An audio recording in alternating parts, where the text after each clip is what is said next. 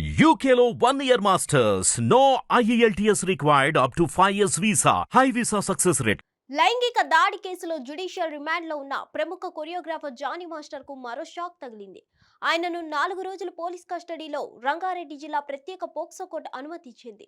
ఈ మేరకు తీర్పు వెలువరించింది. జ్యుడిషియల్ రిమాండ్లో ఉన్న సినీ కొరియోగ్రాఫర్ జానీ మాస్టర్ను తమ కస్టడీకి అప్పగించాలని కోరుతూ నార్సింగి పోలీసులు కోర్టులో పిటిషన్ దాఖలు చేశారు.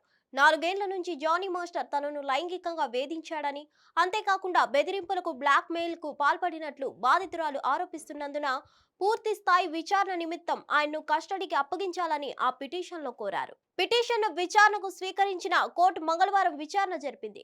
ఇరు వర్గాల వాదనలు విన్న కోర్టు తీర్పును బుధవారానికి వాయిదా వేసింది. ఇవాళ జానీ మాస్టర్ను కస్టడీకి అనుమతిస్తూ తీర్పు వెలువరించింది. అయితే జానీ మాస్టర్ పై 3rd డిగ్రీ ప్రయోగించొద్దని న్యాయవాది సమక్షంలోనే విచారించాలని కోర్టు ఆదేశించింది. కోర్టు తీర్పుతో పోలీసులు జానీ మాస్టర్ను ఇవాళ కస్టడీకి తీసుకొని విచారించనున్నారు. అసిస్టెంట్ కొరియోగ్రాఫర్ పై లైంగిక వేధింపుల కేసులో జానీ మాస్టర్ను ఈ నెల 19న పోలీసులు అరెస్ట్ చేసిన విషయం తెలిసిందే. లైంగిక వేధింపుల కేసు పోక్సో కింద కేసులు నమోదవడంతో జానీ పరారీలో ఉండగా పోలీసులు గోవాలో అదుపులోకి తీసుకున్నారు. సైబరాబాద్ పోలీసుల బృందం జానీని హైదరాబాద్ కు తరలించి ఉప్పర్పల్లి కోర్టులో హాజరుపరిచారు.